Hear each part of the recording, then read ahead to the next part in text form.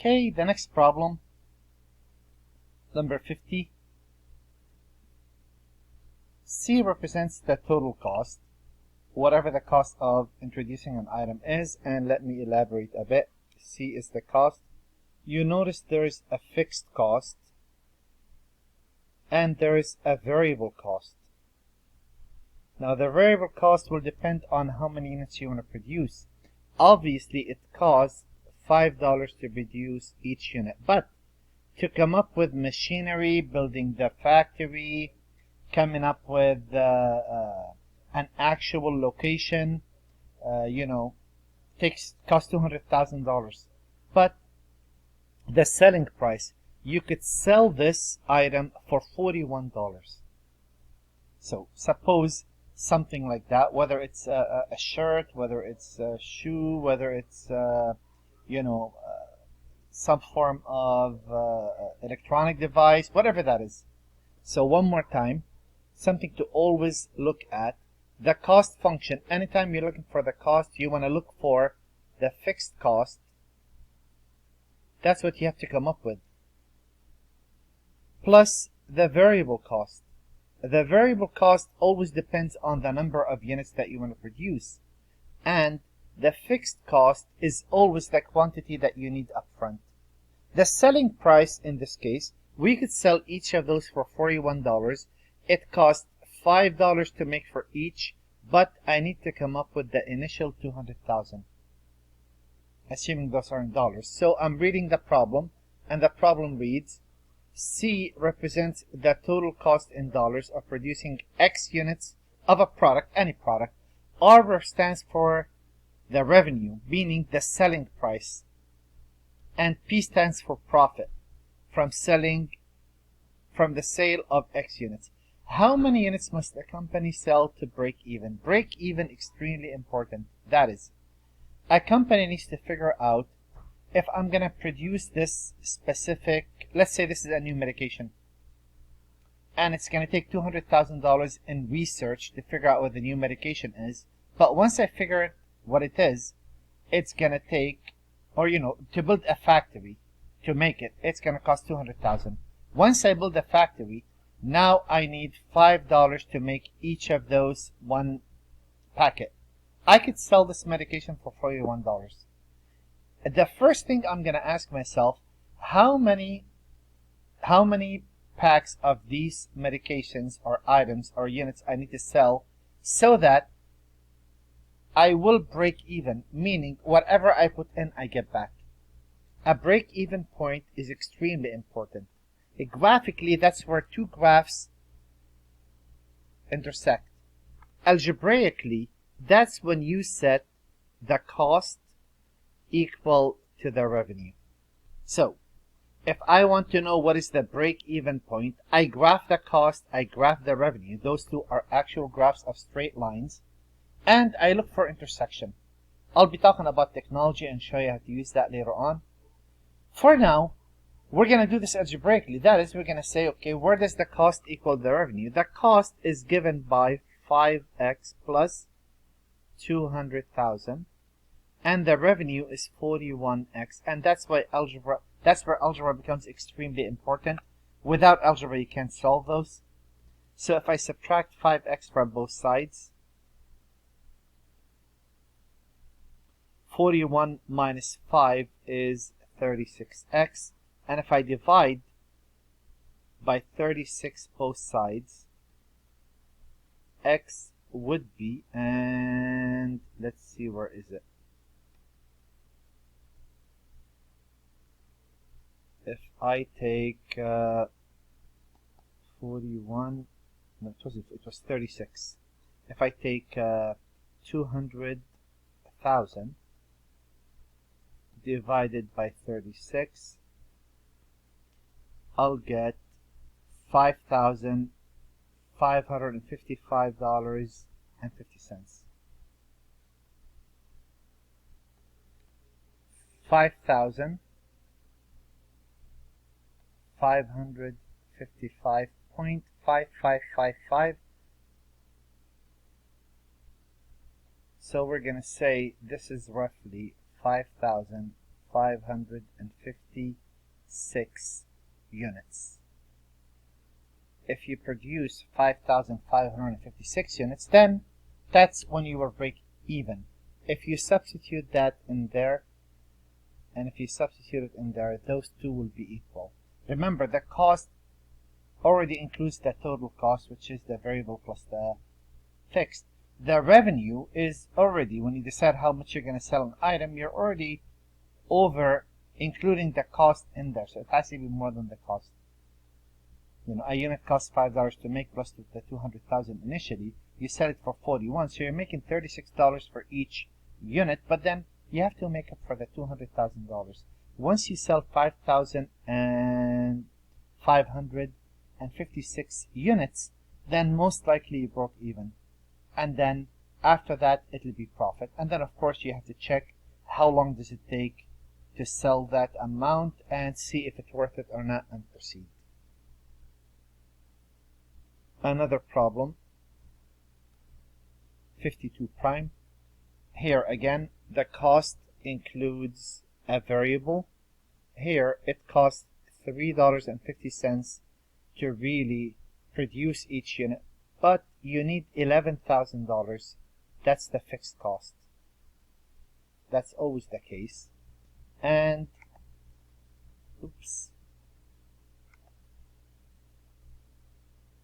and the revenue, you could sell it for $5.80 each. So if again you want to know what the break even point is, that would be the cost equaling the revenue. The cost is 3.5x plus 11,000, and that should equal 5.8x. Again, if I solve and subtract those, so take 3.5x out of the equation, you'll be looking at 11,000. And I don't mind you doing this on a calculator fully, that's fine. And if you divide by 2.3 both sides, I will get x to equal, and let's see what that is, 11,000 divided by 2.3, and that would be 4,782.6. So let's say 4,783. 4,783, if I didn't make a mistake, 4,783 units. If you sell 4,783 units, guess what? You just broke even. Again, you got to figure out, can you sell that much to begin with, and how long does it take, so you could figure out whether this worth. Of course, you make all of these things before you start the actual investment. Okay, and number 55, you are setting up a part-time business with an initial cost of $10,500. The unit cost is $8.75, and you are selling price is $23.50. Part A, find me an equation for the cost, the total cost.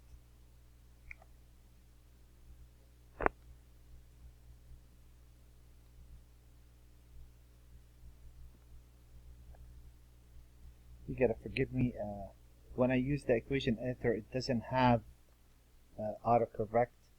So A, I want to find the total cost in dollars. Well, the total cost depends on X, is actually the fixed amount.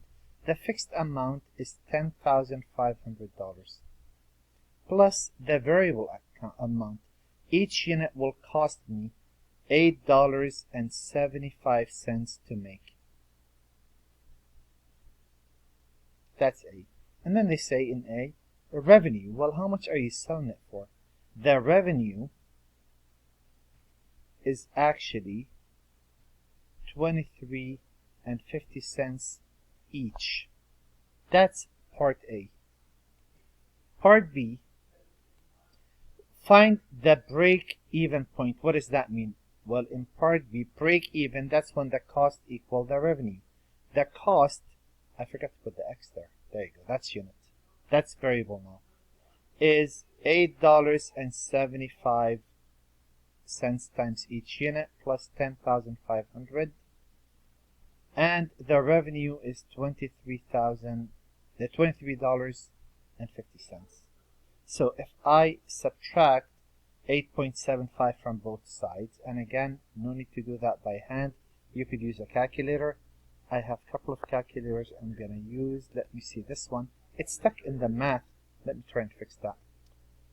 So if I take 23.5 minus 8.75, I will get a 15.75. This would be 15.75x.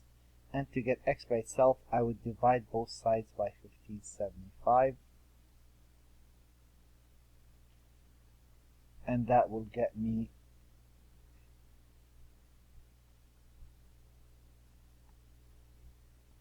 10,500 divided by 15.75. That'll get me 666.666, or simply 667 units, because we're talking about whole units.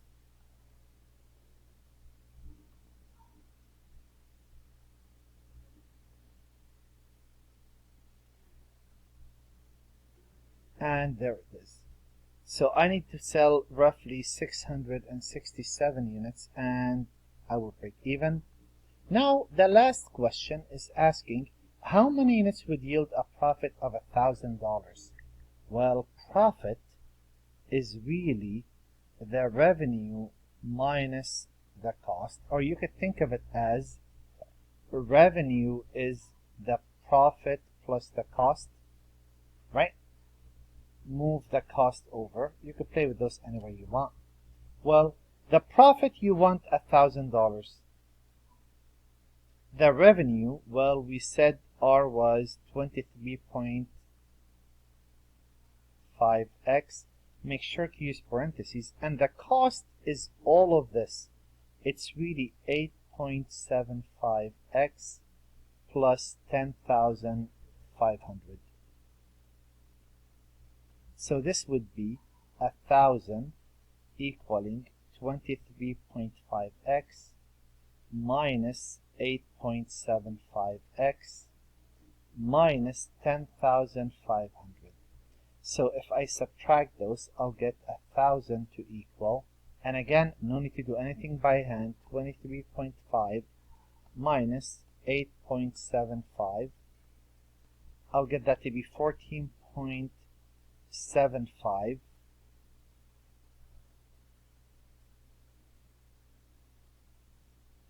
If I add 10,500 to both sides plus 1,000, that's 11,500. And to get x by itself, I divide both sides by 14.75, right?